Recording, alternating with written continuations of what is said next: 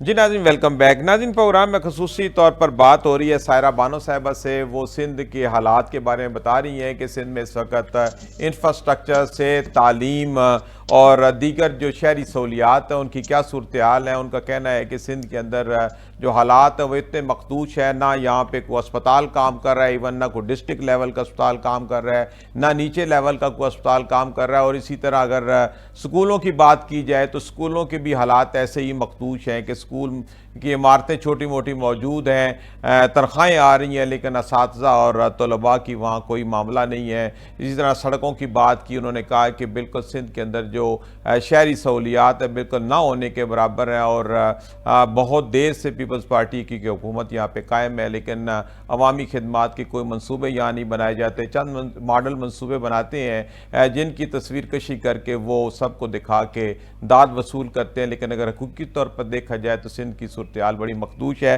سائرہ بانو صاحبہ، یہ تمام تفصیلات تو آپ نے ہمیں بتا دی، ایک نقشہ کھینچا جس سے سارا ہمیں پتہ چل گیا کہ سندھ کے اندر کے حالات کیا ہیں، لیکن اس کا حل کیا دیکھتے ہیں آپ؟ کیا سمجھتے ہیں کہ سدا سندھ کی عوام اسی طرح کے حالات میں رہے گی، یا کوئی نوید ہے، کوئی خوشی کی خبر بھی کہیں سے سندھ کے لیے آ سکتی ہے؟ سندھ کیا پورے پاکستان کی بات کریں، خوشی کی خبر سنے تو عرصہ ہو گیا۔ سنیں، جب تک قانون کی رٹ قائم نہ ہوگی یہ کچھ بھی نہ ہوگا۔ جو وہ صحیح کہتے ہیں نا کہ یہ تمام چیزیں صحیح ہوں گی، اکاؤنٹیبلٹی اکاؤنٹیبلٹی اور اکاؤنٹیبلٹی، صحیح تو یہاں پر کوئی اکاؤنٹیبل ہوتا نہیں ہے۔ تو وہ آپ اور ہم جتنے مرضی قانون پاس کریں، جب تک آپ اس کو امپلیمنٹ نہ کروا سکیں، صحیح عدالتوں کا حال آپ کو پتہ ہے اور آپ کے سامنے ہی ہے صحیح کہ عدالتوں کا کیا حال ہے۔ جی کہ بالکل۔ یہاں پر میں تو حیران ہوں کہ یہاں پر 3 چیف جسٹس ہیں، ایک آئینی دیکھتے ہیں، ایک وہ شریعت کا دیکھتے ہیں۔ ارے بھائی، یہ قانون اچھا چلیں، قانون میں آپ اتنی کیا زیادہ سمجھتے ترامیم ہیں؟ ہوئی ہیں۔ ٹھیک ہے، آپ کیا سمجھتے ہیں کہ کوئی انقلاب آئے گا، کیا ہوگا؟ عوام اپنے حقوق کے لیے اٹھے گی، کوئی تو حل عوام ہوگا نہیں کہ اٹھے گی، سدا رات ہی رہے گی یہ؟ عوام نہیں اٹھے گی۔ اس 25 کروڑ میں سے اگر کوئی پارٹی، میں پیپلز پارٹی یا جماعت اسلامی کی بات کرتی ہوں، لاکھ بندہ نکال لیتا ہے، 25 کروڑ میں سے لاکھ بندہ تو اونٹ کے منہ میں زیرے کے برابر بھی نہیں ہے۔ صحیح یہ عوام کو خود اٹھنا پڑے گا۔ وہ کہتے ہیں نا کہ خدا نے آج تک اس قوم کی حالت نہیں بدلی، نہ ہو جس کو خود خیال اپنی حالت آپ بدلنے کا۔ صحیح یہاں پر وہ کہتے ہیں کہ 2 نمبری اوپر سے سٹارٹ ہوتی ہے، اس کے بعد وہ نیچے تک آتی ہے، کہ صحیح ایک ریڑھی والا بھی کرتا ہے۔ ان سب کو کیسے صحیح کرا جائے گا؟ صحیح ہمارے جو حکمران ہیں، بس 1 منٹ دیجیے گا۔ جی جی جب ضیاء الحق صاحب تھے تو سنا ہے کہ لوگ بنا وضو کے بھی جائے نماز پہ کھڑے ہو جاتے تھے صحیح جماعت میں، کہ بھئی نماز پڑھنی ہے، ٹھیک ہے۔ صحیح اس کے بعد جب مشرف صاحب آئے، مثال دے رہی ہوں، تو اس کے بعد سنا ہے کہ لوگ جس کو گانا آتا تھا وہ گنگناتے ہوتے تھے کہ شاید ان کو آواز بھا جائے۔ تو صحیح جو حکمرانوں کا وتیرہ ہوتا ہے لوگ وہ اپنانے کی کوشش کرتے ہیں۔ اور بابا جی کہتے ہیں کہ 2 کان پھڑ کے کھیت میں لٹکا دیں۔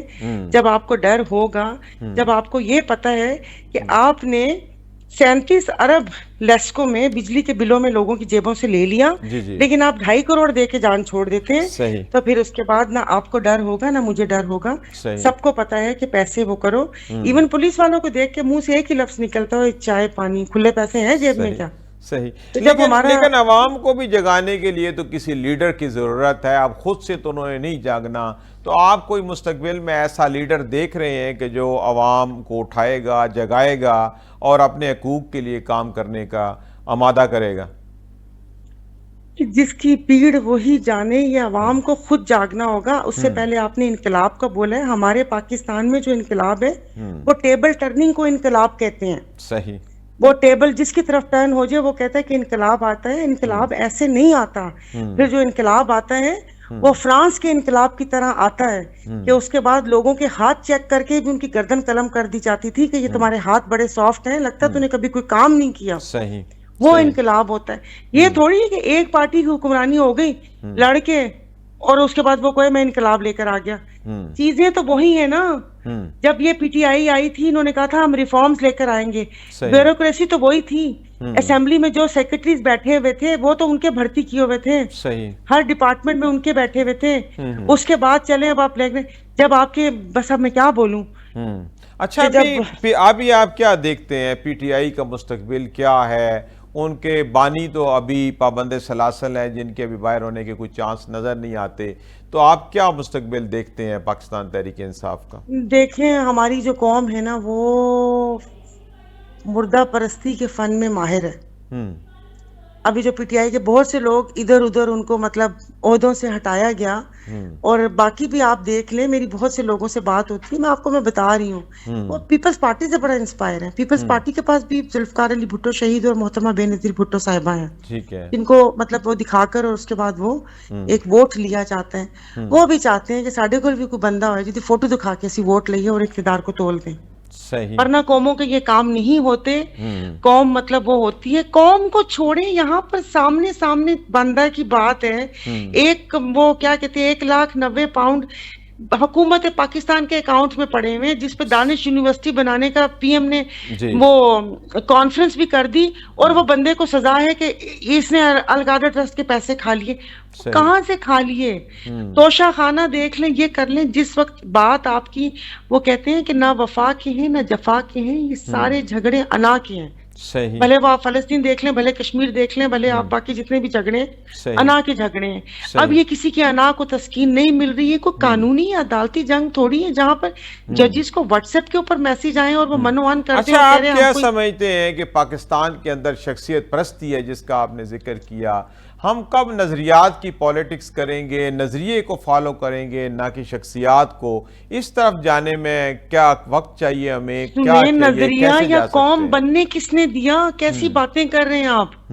یا تو قوم ہو، ایک ہجوم تھا جو آپ پہلے تو سب سے پہلے جھوٹ بولتے ہیں کہ یہ ملک اسلام کے نام پہ بنا. بھائی کہ اسلام کے نام پہ نہیں بنا تھا. یہ لوگوں کو کیوں نہیں بتایا جاتا؟ کیا آپ اور ہمارے آباء و اجداد انڈیا میں رہتے ہوئے مسلمان نہیں تھے؟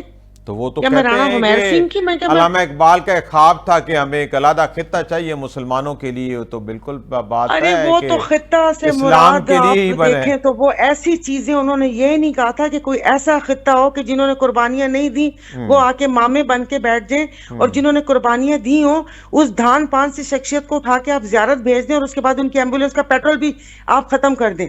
انہوں نے یہ نہیں کہا تھا.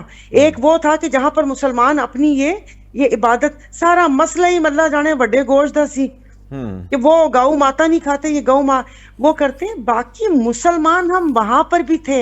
علامہ اقبال جو شاعر تھے نا، وہ خالی پاکستان کے شاعر، آپ کو کس نے کہا وہ پاکستان کے شاعر تھے؟ اور بر صغیر کے شاعر تھے. یہ جو بندے ماترم اور سب سے دونوں کیا کون سے جہاں سے اچھا ہندوستان ہمارا، وہ انہوں نے لکھا تھا. یہ جو نام ابھی لکھا، کسی نے کہا کہ فیک پاسپورٹ ہے کہ اس پہ صرف پاکستان لکھا ہوا ہے، اسلامی جمہوریہ نہیں لکھا ہوا. مجھے تو بہت پسند آیا کیونکہ نہ یہاں پر اسلام ہے نہ یہاں پر جمہور ہے. تو یہ پاکستان صحیح ہے. اور آپ تو ظاہر ہے ماشاءاللہ صحافتی، آپ کا تجربہ علم مجھ سے زیادہ. جو ریاستیں ہوتی ہیں اس کو کوئی مذہب نہیں ہوتا، اس میں رہنے والوں کا مذہب ہوتا ہے. صحیح. لیکن بہرحال اسی طرح ہی علامہ اقبال مطلب خواب دیکھا، مطلب اگر وہ خواب دیکھتے انہوں نے آنکھ کھل جندی پھر کی ہوندا تو پاکستان نہیں بننا تھا. نہیں وہ تو بننا تھا. اچھا اب یہ بتائیں کہ اب حل کیا ہے؟ ساری خرابیاں تو ہم نے بیان کر دی ہیں کہ مشرق سے لے کے مغرب تک یہ خرابی ہے، شمال سے لے کے جنوب تک. تو حل کیا ہے؟ کس طریقے سے عوام کو ہم اس کرب سے نکال سکتے ہیں تاکہ معاملات بہتر ہو سکیں؟ انما الاعمال بالنیات. تو نیتیں پھر کون ٹھیک کرے گا؟ نیتوں کا جس وقت میٹنگ ہوتی تھی یہ بیٹھ کے مجھے بتاتے ہوتے تھے. ایک چیئر پرسن تھی، میڈم پالیسی میرے کو منہ دیکھ رہی ہوتی تھی. میں نے کہا بیٹا، میں نے یہی بولا، میں نے کہا میں نے بچپن میں ایک کہانی پڑھی تھی، میرے کو اسی پالیسی کا پتہ ہے کہ honesty is the best policy. صحیح. یہاں پر جو ساری فساد کی جڑ ہے وہ ہمارے بابو لوگ ہیں، جو بیوروکریسی ہے. آپ ایک وزیر مثال کے طور پہ مجھے وزیر بنا دیں. اب جو بندہ 35 سال سے وہاں پر بابو ہے، میں تو اس کی عقل یا اس کے دماغ تک تو پہنچ ہی نہیں سکتی. صحیح. مجھے تو سامنے سطحی چیزیں نظر آئیں گی. یہ تمام چیزیں جو لاز انگریز جاتے ہوئے یہاں پر چھوڑ گئے، ابھی تک وہی والا 1935 کا یہ والا سارا چل رہا ہے. اس کو سارا چینج کرنے کی ضرورت ہے. ریفارم آپ بالکل صحیح کہہ رہے ہیں. ہمیں اپنے لیے خود قوانین ترتیب دینے چاہیے، دیے بھی جا رہے ہیں. سائرہ بانو صاحبہ بہت شکریہ، آپ نے وقت نکالا اور سندھ کے حالات سے ہمیں آگاہی دی. اسی کے ساتھ ناظرین پروگرام کا وقت اپنے اختتام کو پہنچتا ہے. اپنے میزبان سعید علوی کو اجازت دیجیے. اللہ حافظ.